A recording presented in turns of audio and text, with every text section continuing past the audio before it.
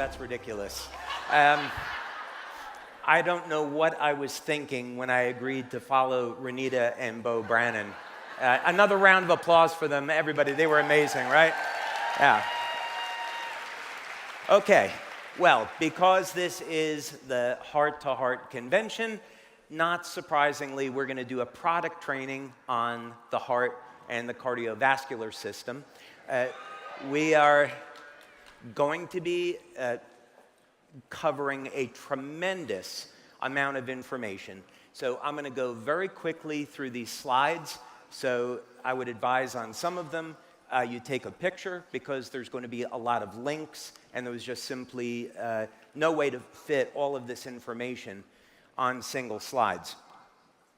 So fair warning.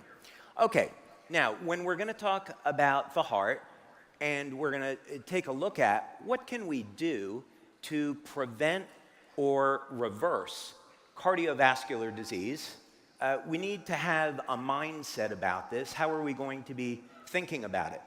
So to think about heart disease, I'd like you to think about the Titanic.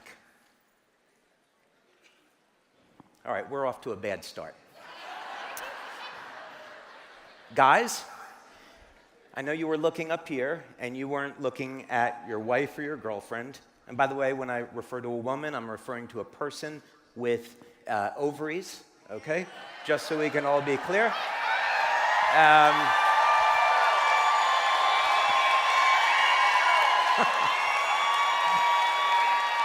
Okay, or whatever they're called. But yeah, if you if you looked at your wife or your girlfriend, I guarantee they were just thinking of the movie Titanic, right? They were thinking about the movie Titanic, not what we're going to be talking about, and they're like, oh my God, I love that movie, right? It's so sweet, it's so romantic. And every guy in here, correct me if I'm wrong, was thinking, I hate that movie. It's horrible.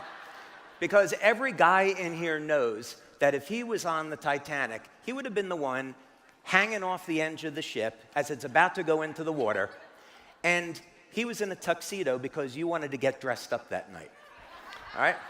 That's why we don't like the movie Titanic. But no, when it comes to heart disease, what we want to think about is that the iceberg is way out there, and that's heart disease. And we need to be able to see and predict that, okay, at some point in the future, because heart disease is still the #1 killer, we want to enact prevention today. So just like, okay, we see the iceberg out there, we need to slow down, we need to make a turn so we can avoid the accident. We don't want to go to a doctor and then have the doctor tell us, okay, well, you've got heart disease, now we have to get you ready for surgery, we have to put you on medication. You don't want to wait to that point. You have to say, okay, at some point after the age of 30, your risk of heart disease is going to go up each year. And it is completely preventable, and it's completely reversible. So let's talk about how we're going to do that. And of course, like everything that we do when we do LifeWave Connect, when we do these webinars, there's going to be plenty of references, so it's going to be based on clinical literature and also practical experience. Okay, so the first thing, let's talk a little bit about the human heart. It's actually very interesting in the sense that we normally think of the heart as being a pump, right? We're going to be pumping blood, and of course it does that, but the majority of the energy is actually used for warming the blood. So when we're thinking about some things we think we might know about the cardiovascular system, it's interesting to step back and say, well, sometimes we may not know everything that we thought.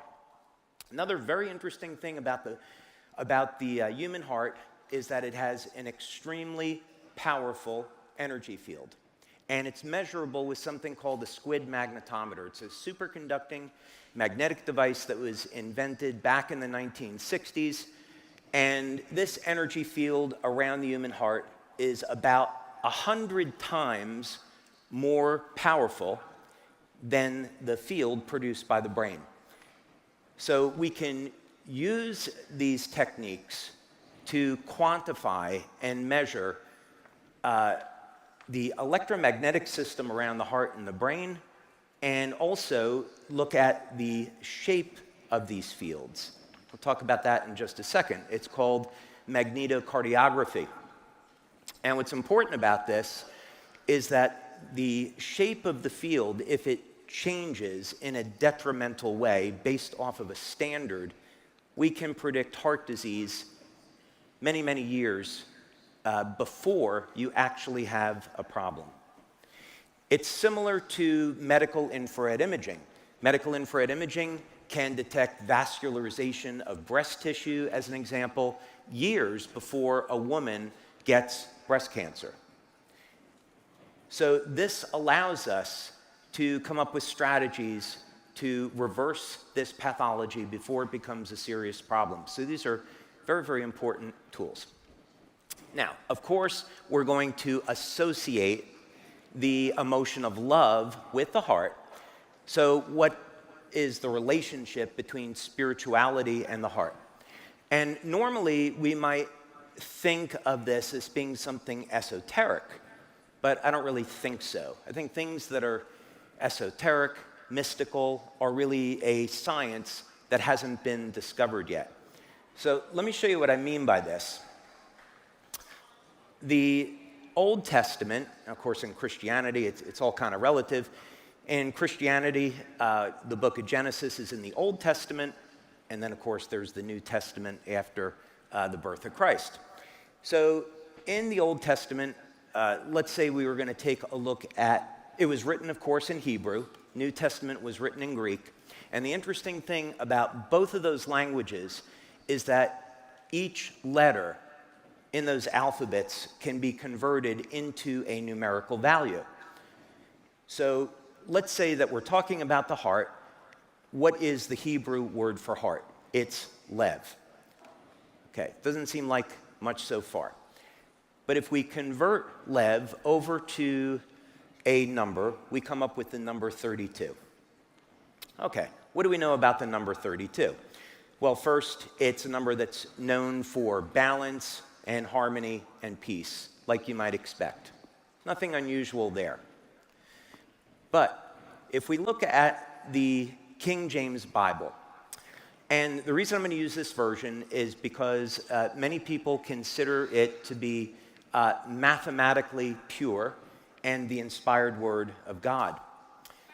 So if we were to look at it this way, right? So let's say if there really is a God and creator, then you would expect that God would be the best mathematician, physicist, biochemist that ever existed, and God would leave a signature someplace. So when we look at the Bible, if it really is the inspired word of God, then there should be a mathematical code there, a fingerprint that God left behind. So what's interesting is that the word heart in Hebrew, of course, appeared 765 times. Now, I like to play around with math and look for patterns. So when you're going to invent something and you want to create something new, you make observations about systems, especially living systems, and then you see, are there any type of patterns that we can follow? And the interesting thing is that if you take that 765 and you add each number individually, and you keep doing that until we get a number between 0 and 9, 9 means fulfillment. Okay, interesting. What else can we say? Okay, now let's just use the first 5 books of the Old Testament. So what I thought was, okay, let's take the number of times the word heart appears in the Old Testament. So you can see here in book of Genesis, 11 times, Exodus 37 times, and so forth. It appears exactly 100 times. Now, if you take the number of times it appears and then divide it by 32, the numerical value of heart, then you get those numbers in that last column, and then you add them up, and you get 3.125. Okay, let's do the same thing now, and what we'll do is we'll take the number of times that it appears instead of individually, but in passages, then it's 92 times, and if you add them up, it's 2.875. Doesn't seem like anything yet. However, if we take the number of times the word appears, add the number of passages, it equals 6. To get the average is 3. And then in the Bible, the number 3 represents God's presence in something. So we start to see something here, that the word heart can be distilled through a series of mathematical calculations down to a number which represents God's involvement. So anytime you see the number 3 in the Bible, it always means God is involved in something. Okay, maybe you're not convinced yet. Let's take the number of times that it appears in the passages. 100 plus 92, 192. 1 plus 9 plus 2 equals 12. 1 plus 2 equals 3. God's involvement again. Let's take the number of times the word appears plus the number of passages. 192 divided by 2 is 96. 96 equals 32, which is the number for the heart, multiplied by 3, which is God's involvement. There are 426 verses in the Bible with the word 3. 4 plus 2 plus 6 equals 12. 1 plus 2 equals 3. God's involvement. You getting the point? Okay. I'm going to tell you why this matters, is because when you come back next year, you're going to see how we use these formulas and equations to create new technology that reverses human aging. Okay, that's a spoiler. Okay, so what's an example of how we can apply this? Well, actually, I have a patent. There's a whole series of patents on pulsed electromagnetic field therapy. And one of the things that we did was we took an electronic stethoscope and we put it over the 4 chambers of the heart. And then we took that signal and we put it through a signal generator, we put it through an amplifier, and we fed that back through this coil. So this electromagnetic field that was external to the body was beating with the human heart. It's a little bit complicated, so what that means is it's not something you'd really have in your home and you could use it that way.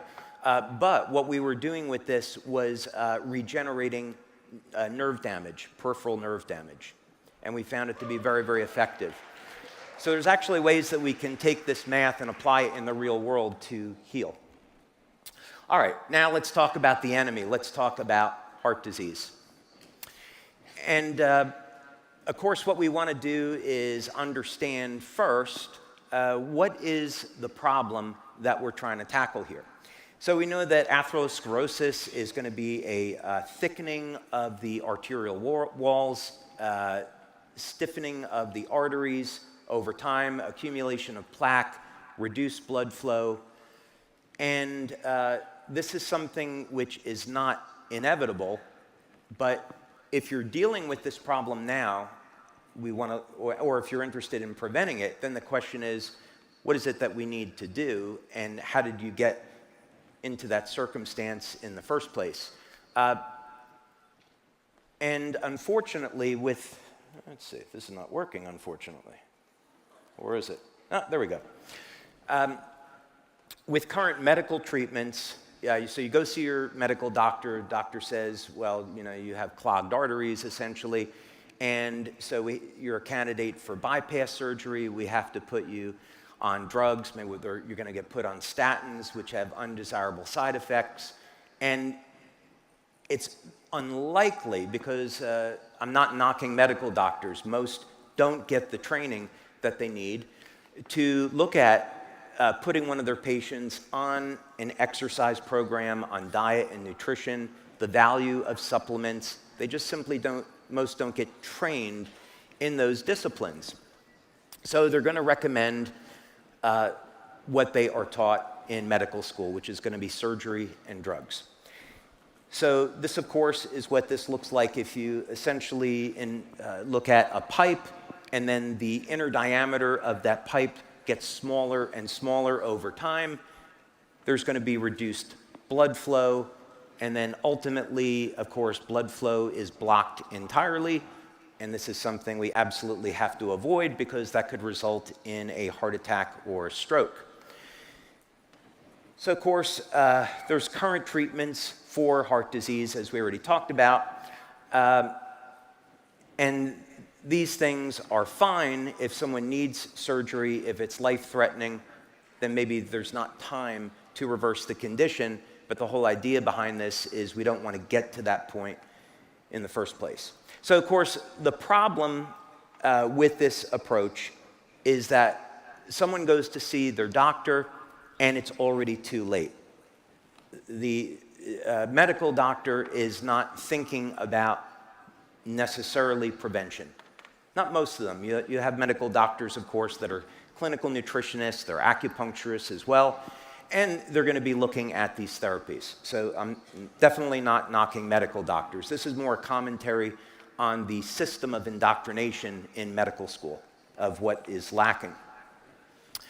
So again, we can use an analogy behind this. It's like, do you want to go to see a mechanic and get an oil change, get new tires, get these things taken care of as preventatives, or do you want to wait until your engine seizes and you've run out of oil, or your tires go bald before you start to correct it?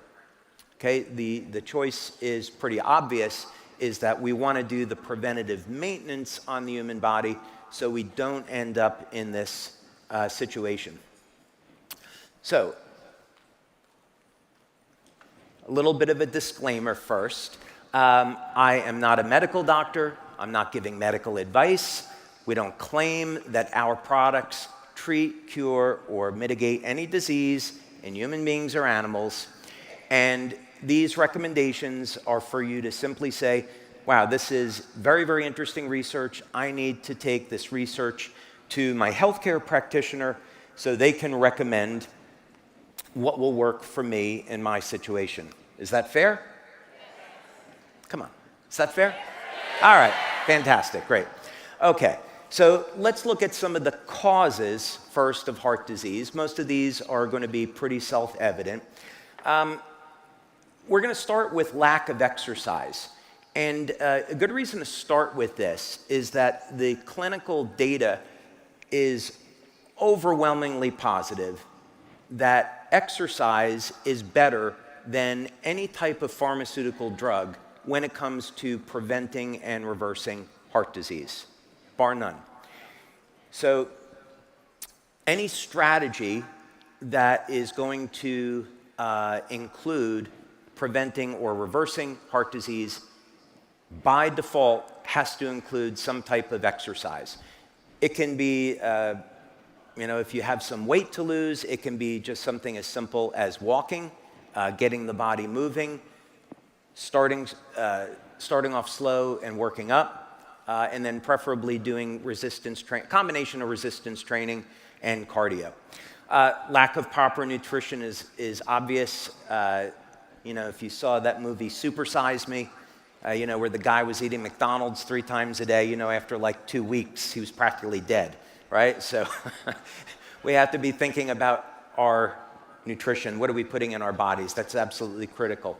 The natural aging process. Our body is going to be a little bit more prone to detrimental effects from aging, and so this is why techniques to reverse the human aging process are so very necessary, because we can use it as a way to mitigate serious disease. Genetics, of course, plays a role. Medications make people more likely to get heart disease or ironically die as a result of taking the medication. And then, of course, physical and emotional stress. Okay. Here's an interesting study on exercise. We won't go through the whole thing now in the interest of time. But basically what this says is that if you're exercising, either doing low intensity or high intensity, you're going to be significantly reducing your risk of cardiovascular disease. And again, no surprise there. VO2 max. So VO2 max refers to the ability of our muscles to use oxygen, how how effectively do we take oxygen that's in the blood and then turn it over into usable work? The better the VO2 max, the healthier the cardiovascular system, right? And that inherently is going to make sense. But what's also really important here as a concept is that if you were to take the population and you were to look at a scale of people that were terribly out of shape, that were in a disease state, and then people that were Olympic athletes, what happens is that if you move people from the very low end, even up into the middle range, you are significantly reducing that person's risk of having a heart attack or stroke. So what this means is that when we're thinking about mindset on this, what type of goals do you have to set in terms of exercise? You don't have to think in terms of, oh, I've got to exercise like a professional athlete or an Olympic athlete in order to be completely healthy. No, that's not it at all. What it means is that if you're getting yourself into a reasonable degree of shape, each step that you take in the right direction is going to continue to reverse your odds of getting a serious event like a heart attack or stroke. So these things are obviously really important. Okay, I think we've kind of covered this a little bit, but I want you to take a look at the very last sentence there. The summary hazard ratio for mortality, comparing the slowest with the fastest quarter of walking speed, was 2.87. So this is a remarkable reduction in risk of heart disease. Okay, so the bottom line here is anytime you're going to make a serious change in your diet, in your exercise, you want to be guided by your healthcare practitioner because they're going to know what's best for your specific situation, especially if you have a pre-existing condition. So if you don't have training in this, definitely work with a trained healthcare practitioner. Okay. So let's take one more look at this so we know what we're dealing with, but this is a pretty good picture of what happens over time. So for people that are young and healthy, arterial wall looks normal, there's no accumulation of plaque, and then over time, this plaque will accumulate. There's a whole variety of reasons, by the way, for why this happens, but suffice it to say that it does. So there's early warning signs. That's a good thing. Now, guys, I have bad news for you and kind of good news.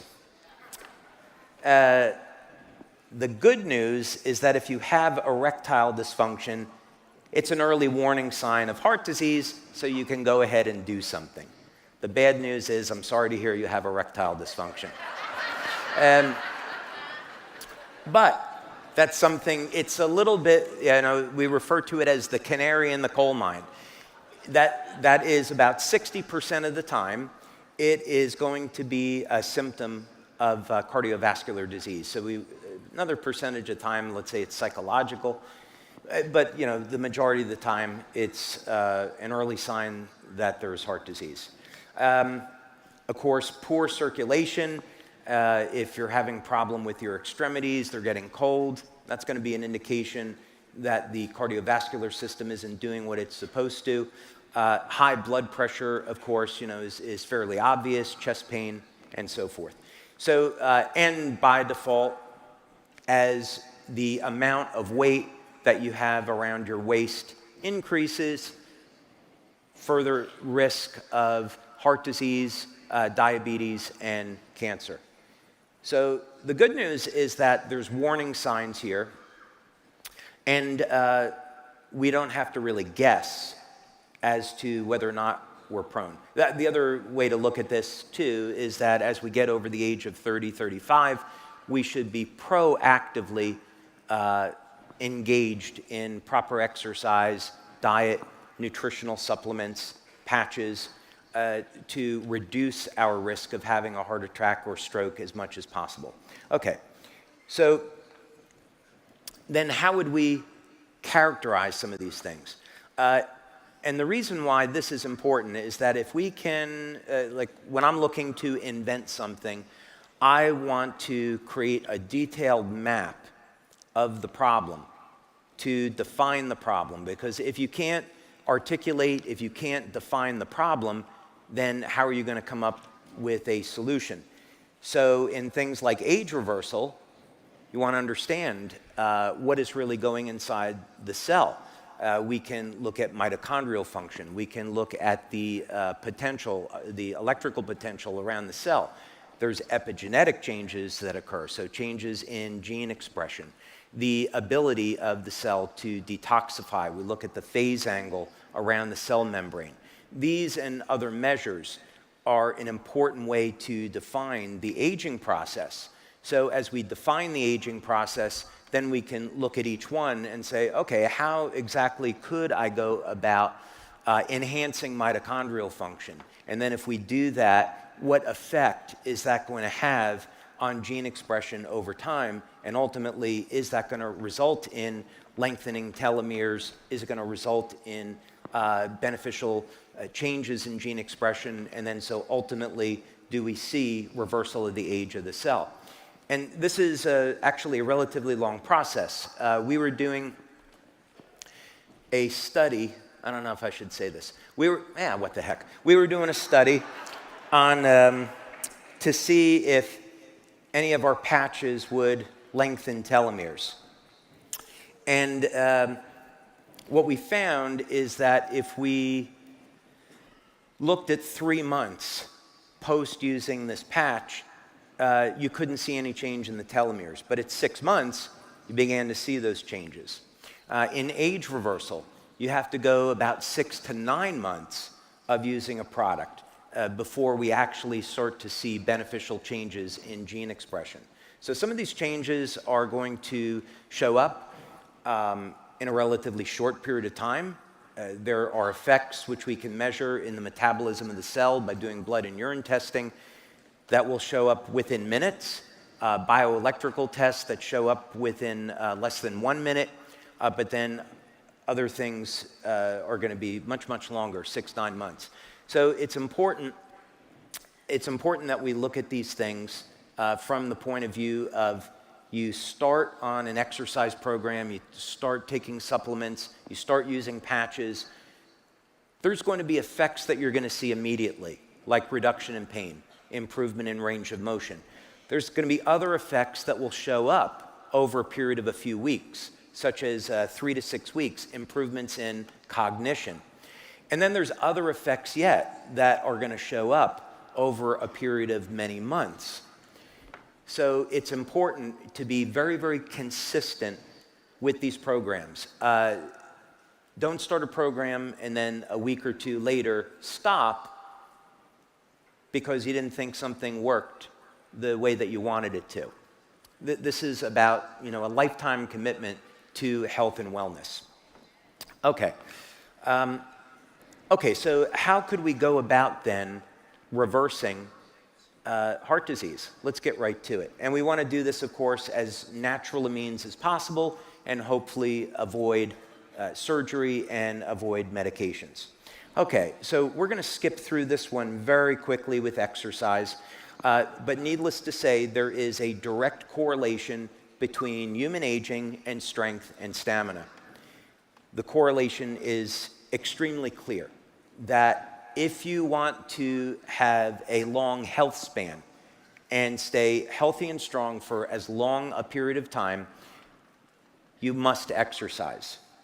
There's no other way to go about it, because if you're in your 70s and you're not exercising and you've had significant sarcopenia, reduction in muscle mass, that's also going to translate into a reduction in bone density. And then, of course, the first time you fall, you may have an accident that you may or may not recover from, and that recovery is going to take a long period of time. You may see something next year that will solve that problem. I think that's a fair tease. Okay. So, talk to your doctor about starting slow. Get into a program that is going to work for your lifestyle. Don't try to, become an Olympic athlete your first week. All right, start off slow and then make progression. It can be something as simple as walking 20 or 30 minutes a couple of times a week. If you want to get a little bit more aggressive, then start doing Tabatas, which are phenomenal. And definitely get into resistance training. Again, it doesn't have to be anything complicated. It can be body weight exercises to start, and then hopefully you're going to be weight training. By the way, a very interesting study that was done in Russia on lifting very, very heavy weights in a static hold. It found that when you're going to do an exercise like a static squat or a static bench press with heavy weight, the pressure from the weight put on the bone causes stem cells in the bones to come out into the blood and the lymphatic system. So this exercise, as it turns out, especially heavy resistance training, is a way to increase the number of circulating stem cells in the body. Okay. Now, LifeWave patches, this combination of X39 and X49 was talked about a little bit before, and you can find this study in our back office, so we're just going to skip through it quickly now. But basically, when you're embarking on an exercise program, you want to make sure that you're getting adequate protein in your diet several times per day. Especially, you need to be acutely activating mTOR. So mTOR is what's turning on muscle protein synthesis, and so you want to have about depending on your age, about 3 to 4 grams of the amino acid leucine in that protein serving. So if you're a vegan or a vegetarian, your protein source is going to be lower in leucine. If you're consuming things like whey protein, red meat, you're going to have a higher amount of leucine. But you could be consuming 20 or 30 grams of protein, and if you don't have enough leucine, you're not turning on muscle protein synthesis, and you're not going to be building new muscle, even if you're exercising and you think you're eating right. But when you use a tool like the patches, it's going to dramatically increase the rate at which you're going to improve your strength and stamina. Okay, and here's some other figures here of X49 only versus the combination of the two. And there's a really nice study about this in our back office. Okay. And the really nice thing about this is that X39 and X49 complement one another. X39, I used to be able to say this. I'm not technically supposed to say this anymore. So I think what I can say is that X39 works on the entire body and X49 is more selective, right? But the bottom line is that it'll make you leaner and stronger. Okay, and this is an example of a 74-year-old on the before and after. Okay, let's keep things moving here. And let's talk about nutrition, hardening or stiffening of the arteries. Okay, vitamin D. There was an age reversal study that I saw recently that involved 5 different substances. One was zinc, the other was vitamin D, another one was growth hormone, another compound that was used was metformin. But in any case, the reason I bring this up is that it was shown that through the combination of these materials over a period of 9 months, the average reduction in human age was 6.5 years. So vitamin D should not be underestimated. 50,000 IUs of vitamin D daily, which is only to be used for a short period of time, and if you have a problem with your kidneys, you shouldn't take this much. And you should always do this under the advice of your healthcare practitioner. But vitamin D at 50,000 IUs per day has been used successfully for treating cancer. 50,000 IUs of vitamin D daily has been used successfully to push viruses out of the body. And that information would be helpful for people to know, but unfortunately, some of the powers that be want to suppress freedom of speech and not let you know that. But of course, Three. So 3,000, 5,000, 10,000 IUs of vitamin D daily is safe for most people, and unequivocally this is shown to improve the elasticity of the arteries. Okay, what about accumulation of plaque? This is a big one. If you go see your medical doctor and they've had conventional training, one of the things they're going to say is that there's nothing you can do to remove arterial plaque, and that is just absolutely false. Very simple materials have been demonstrated in clinical studies, and there's a whole list of studies there that you can reference, have been successful at removing arterial plaque over a period of time. Generally, in these studies, you see that they last about 6 to 9 months. But even simple substances like an extract of garlic, pomegranate extract, the enzyme in pomegranates, has been shown to digest arterial plaque and improve blood flow. Especially pomegranate extract is so interesting because a study that was done, which was posted by Life Extension, had shown that individuals that took a pomegranate extract over a period of 9 months were able to avoid bypass surgery. So these are the type of things that we're interested in. Vitamin K, MK7, and MK4 are other materials that are known to remove arterial plaque. So this notion that we age and there's nothing that we can do to improve the health of our heart is just absolute nonsense. Okay. Oh, one other thing I wanted to bring up was omega-3s. So, of course, often when we think of omega-3s and their value, what we're thinking about is that we take the omega-3 orally and it will prevent plaque from sticking to the arterial walls. Well, here was an interesting study just recently that was showing that injections of omega-3s could prevent heart disease entirely. The author of that study, by the way, insinuated that this could reverse heart disease, but they didn't want to go that far. But there was data in the study to actually show that. All right, how about reduced blood flow? This is an important one because if you have, if you're someone sitting here today and you have you've neglected your body for a long period of time and you already have this problem, what you're going to be thinking about is something like, okay, I have high blood pressure through restricted blood flow as a result of having accumulation of arterial plaque. My doctor has told me if I don't change, I'm going to be a candidate for bypass surgery. So what do I do? Okay, so let's take a look at this. Nitric oxide, okay? There's any number of different ways of elevating nitric oxide. There's a whole host of things. Many studies have actually shown that beets are one of the best ways, compared to supplementation, of naturally elevating nitric oxide. Pycnogenol, which is a pine bark extract, is another good way to do it. And for kind of like a 1-2 punch here, the combination of garlic and vitamin C has been shown to increase nitric oxide levels by about 300% over baseline. So you get the benefit of reducing the arterial plaque and improving blood flow all in the same combination of using those two.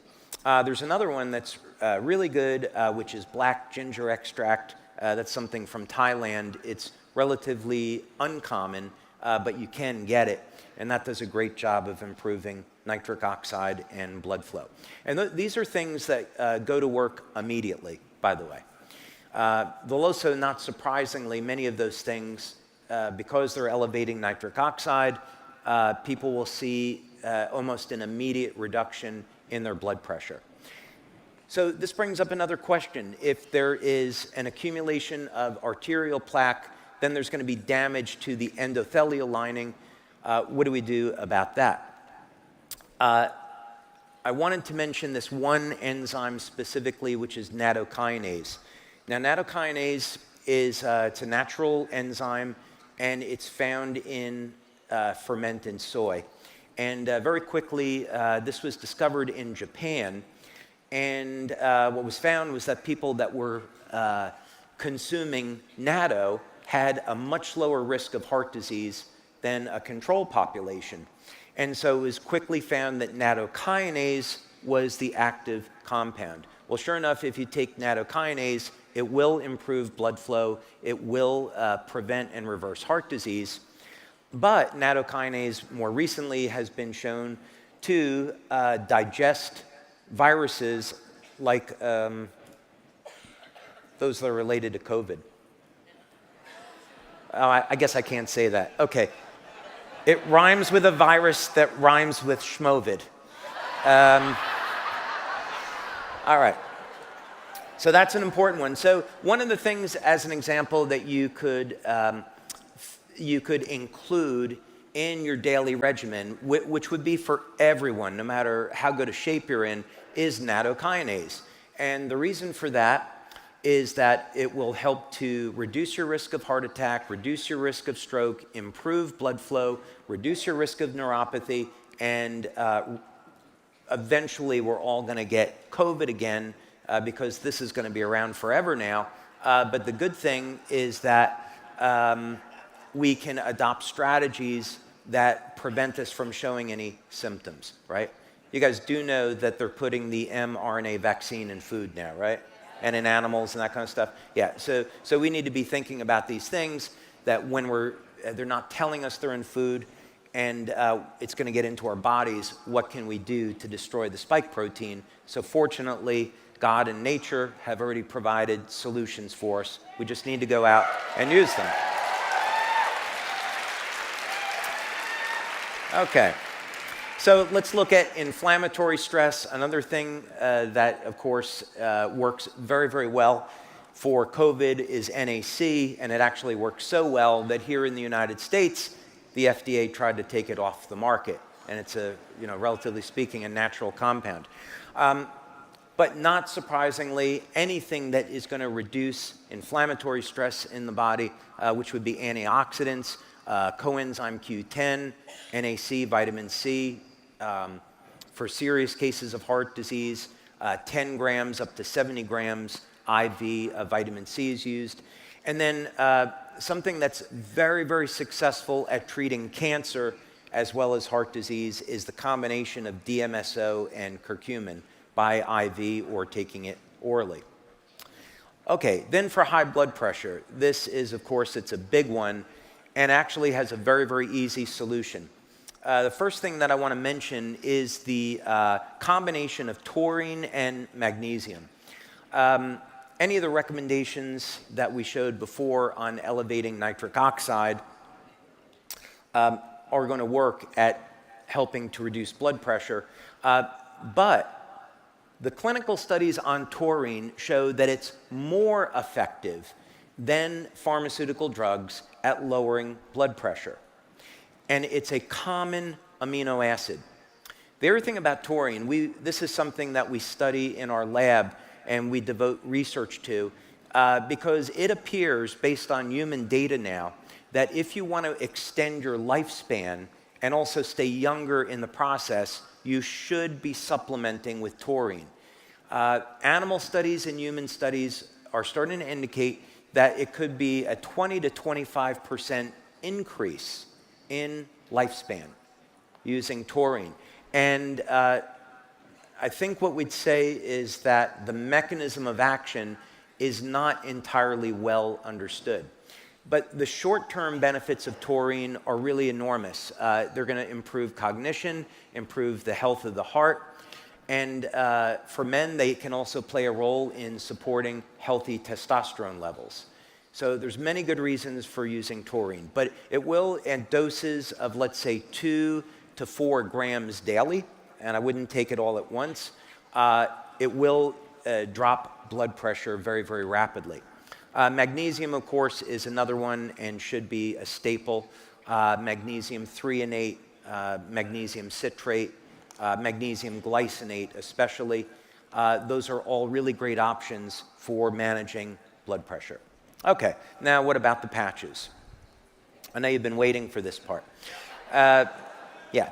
So we've had, of course, a number of changes in the way we make claims, but what we're going to talk about are studies that we've done that you can find in the back office.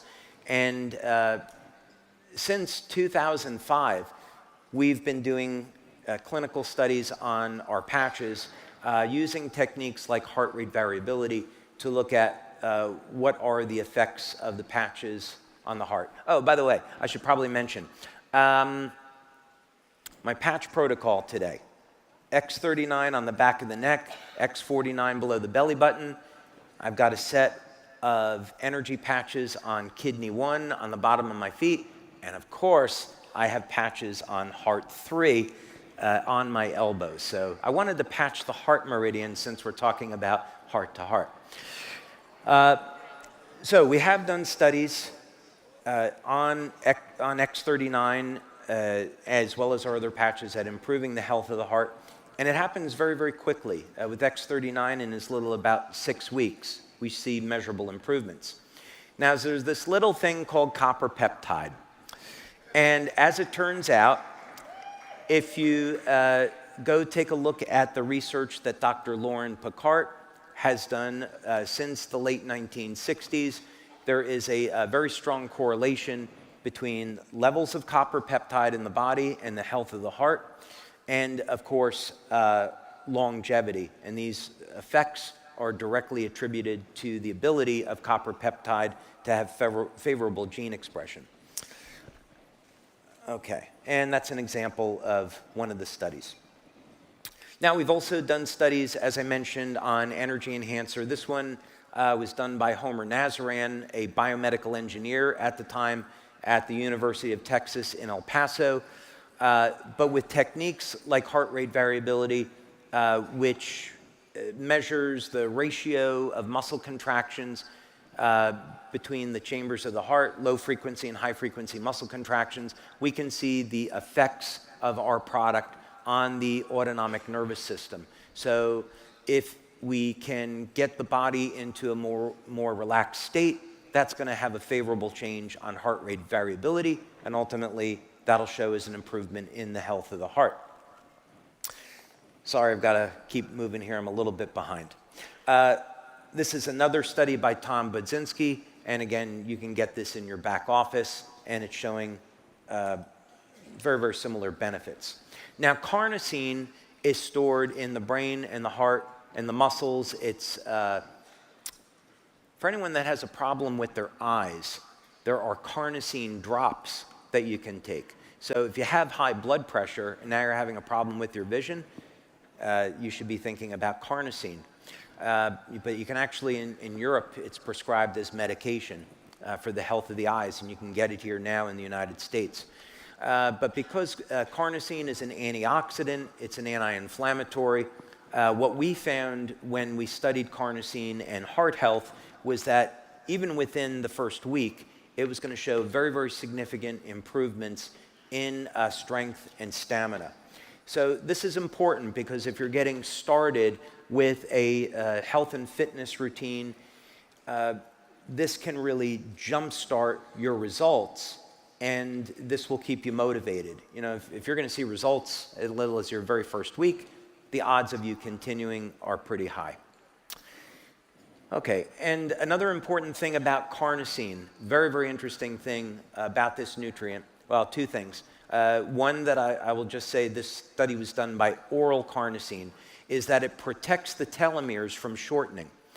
So in animal studies, in mice and rats, carnosine has been shown to increase lifespan by 35 to 40%. But even maybe more impressive is that the animals do not age until the very, very end of their lives. So it's like they stay 25, you know, right up until the very end. The other thing about carnosine for athletes is that it's going to act as a buffer for lactic acid. So what that means is that when you're competing or exercising and trying to improve stamina, it's going to help set off that muscle burn and allow you to perform longer and better. Not surprisingly, Eon because it's for stress reduction. It's going to have a very, very favorable effect on the human heart. So this is all to say that there are any number of patches that we sell that have favorable, beneficial effects on the heart, but through different mechanisms. So, work with your practitioner on, or just try things and see which product is going to be right for you, which is going to be the best one to use for yourself. But I would always recommend starting with X39 and then going from there, since the effects are so broad. So the bottom line on this is speak with your doctor first and work with your healthcare practitioner at putting together a program that makes sense for you. And think about these things in terms of long-term benefits, not that you're going to do it for a month or 2 months. Really be looking at the big picture. Also, be thinking about, why is it that you're going to be doing this? Think about the people in your life that love you and that you love, and you want to be in their lives for as long as possible. And so you're only going to be able to do that if you're around and you're healthy. So, be thinking about these things for motivation. And then I think lastly, what has been proved definitively is that when we live in a state of anger, aggression, stress, it elevates oxidative stress in the body, it elevates inflammatory stress, and it is going to be a contributor to heart disease. On the other hand, it has been absolutely proven in studies that when we live in a state of love, it reduces stress in the body and it reduces our risk of disease. So let's be thankful for what we have. Let's love one another, put aside our hatred and anger, and make this planet a true paradise to live in. Thank you for your time, and I'm looking forward to seeing you all back tomorrow. Thank you.